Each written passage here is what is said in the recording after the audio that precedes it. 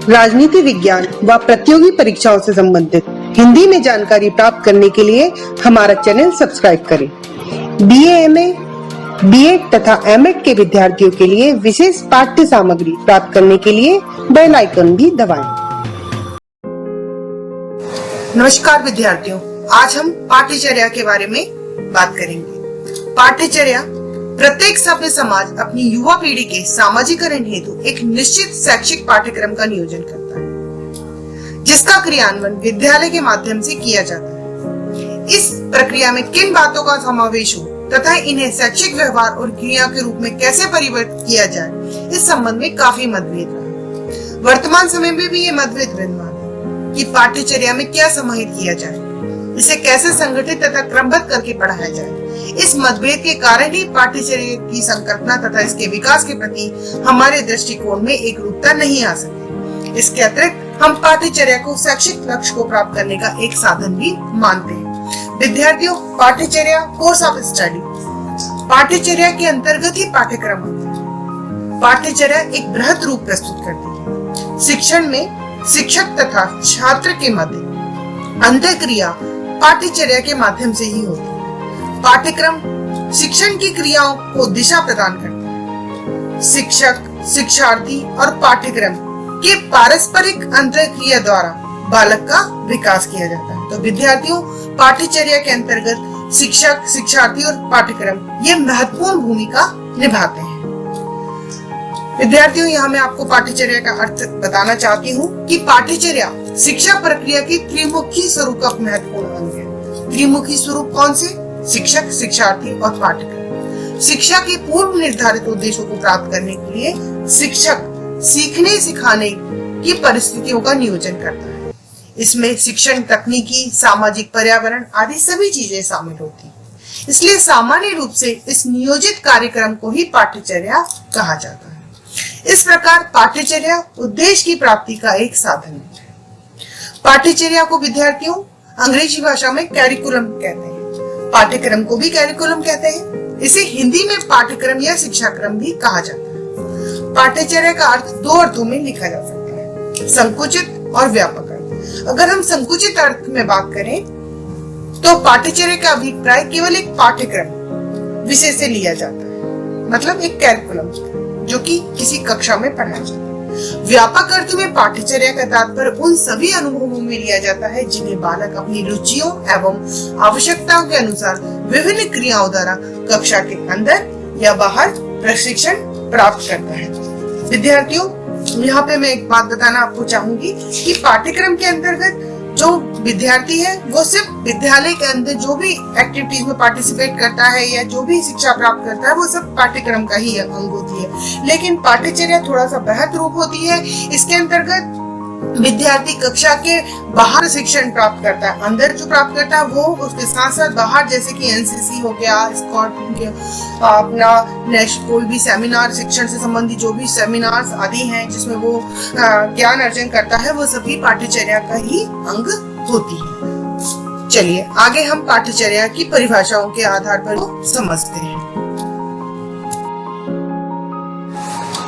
विद्यार्थियों, पाठ्यचर्या की परिभाषा के बारे में अगर हम बात करें तो विभिन्न विद्वानों द्वारा अलग अलग पाठ्यचर्या की परिभाषा दी गई है। KG सैयद के अनुसार पाठ्यचर्या वह सामग्री है जिसके द्वारा बालक अपने आप में उस वातावरण के अनुरूप बनाता है जिससे वह अपना दैनिक कार्य व व्यवहार करता है तथा जिसके उससे भविष्य की आवश्यकताओं, क्रियाशीलता निहित होती है।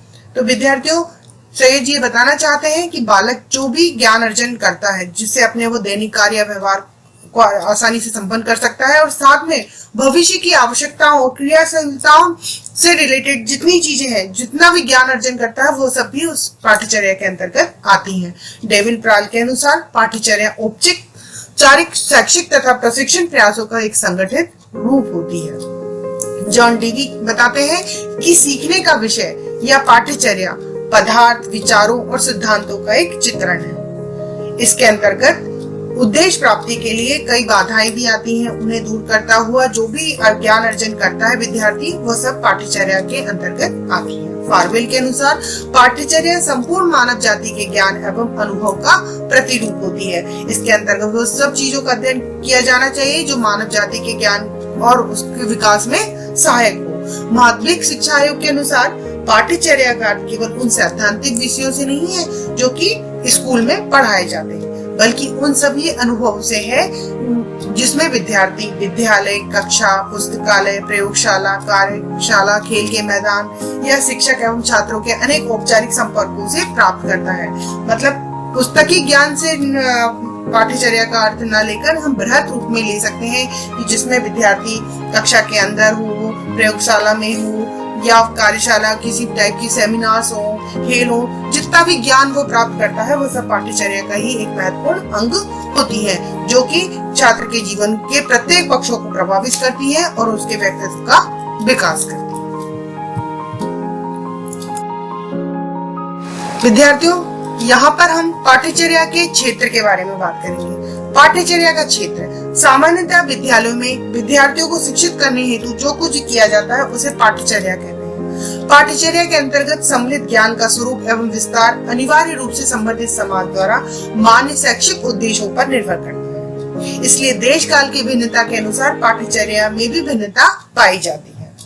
पाठ्यचर्या का क्षेत्र निरंतर व्यापकता की ओर बढ़ रहा है। इसके अंतर्गत विविध प्रवृत्तियों का समावेश होता चला जा रहा है। इसके क्षेत्र के विस्तार की गति वर्तमान समय में इतनी तेज है कि उसकी सीमा को चिन्हांकित नहीं किया जा सकता। इसमें कई प्रवृत्तियों का समावेश होता है। आज विद्यालय में आयोजित की जाने वाली सभी प्रवृत्तियों में पाठ्यचर्या का जो अंग है वो मैं आपको बताना चाहूंगी कि क्या क्या चीजें इसके अंतर्गत, इसके क्षेत्र के अंतर्गत आती हैं। पाठ्यचर्या के उद्देश्यों से संबंधित क्षेत्र होते हैं कि पाठ्यचर्या में किन किन चीजों को पढ़ाया जाए, क्या क्या इसमें प्रमुख उद्देश्यों को चिन्हित किया जाए। सच्चरित्र तथा उच्च चरित्र का निर्माण, मतलब विद्यार्थी के संपूर्ण व्यक्तित्व का विकास से संबंधित सारी चीजों को इसमें शामिल किया जाए। उत्तम स्वास्थ्य, साथ साथ में एक स्वस्थ और एक अच्छा वातावरण दिया जाए और विद्यार्थियों के उत्तम स्वास्थ्य से संबंधित भी इसमें सारी चीजें शामिल की जाए। राष्ट्रीय विरासत का संरक्षण भी इसमें शामिल किया जाए। ज्ञान एवं कार्य दक्षता को बढ़ाने का अधिक से अधिक प्रयास किया जाए। तो ये पाठ्यचर्या का क्षेत्र होता है।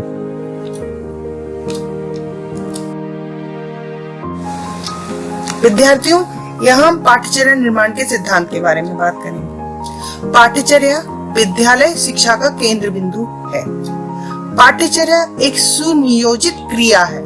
इसका निर्माण बिना सोचे समझे नहीं किया जा सकता, क्योंकि इसके द्वारा कुछ निश्चित उद्देश्य प्राप्त करने होते हैं। तो इसको जो बनाया जाता है या इसके निर्माण में विभिन्न चीजों को समावेश किया जाता है।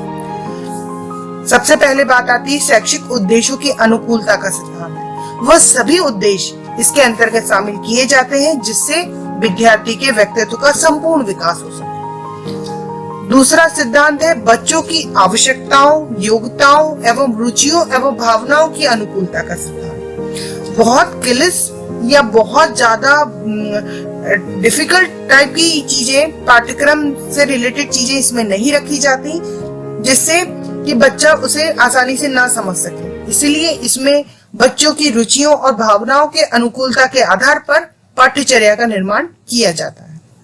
जीवन से संबंधित होने का सिद्धांत, इसमें वह सब चीजें सिखाई जाती हैं। पाठ्यचर्या के अंतर्गत उन चीजों का समावेश किया जाता है जो जीवन से संबंधित होता है। बहुत सारी प्रैक्टिकल्स बातें पाठ्यचर्या में शामिल की जाती हैं। व्यापकता का सिद्धांत, पाठ्यचर्या को बहुत बृहत रूप में बनाया जाता है जिससे बालक के व्यक्तित्व का संपूर्ण विकास हो सके। पाठ्यचर्या में मानव जीवन के समस्त उपयोगी अनुभवों के समावेश का सिद्धांत, इसमें वह सभी बातों का समावेश किया जाता है जो बालक को एक नई दिशा प्रदान कर सके और साथ ही उसे जीवन जीने का तरीका भी बता सके। संस्कृति को संभालने का सिद्धांत, सबसे इम्पोर्टेंट बात इसमें आती है पाठ्यचर्या के अंतर्गत कि संस्कृति का संरक्षण कैसे किया जाए। उन सभी चीजों को इसमें समावेश किया जाता है। उत्तम आचरण के आदर्शों की उपलब्धि का सिद्धांत, बालक के संपूर्ण व्यक्तित्व के विकास में उसका उत्तम आचरण भी बहुत महत्वपूर्ण भूमिका रखता है। तो इसमें पाठ्यचर्या के निर्माण के सिद्धांत में आचरण और आदर्शों की उपलब्धि का सिद्धांत का समावेश किया जाता है। उपयोगिता का सिद्धांत, कि विद्यार्थियों को किस आधार पे क्या क्या शिक्षा दी जा रही है, उसकी क्या उपयोगिता, क्या यूटिलाइजेशन वो आगे जाके कर सकेगा, उन सभी चीजों को पाठ्यचर्या में ध्यान से रखकर ही उसका निर्माण, पाठ्यचर्या का निर्माण किया जाता है। पाठ्यचर्या के विभिन्न विषयों क्रियाओं में सहसंबंध तथा एकीकरण होना चाहिए। मतलब जो जो चीजें उसमें समावेश की गई है उसमें एक रूपता होनी चाहिए, जिससे बालक आसानी से समझ सके और उसको अपने जीवन में ला सके।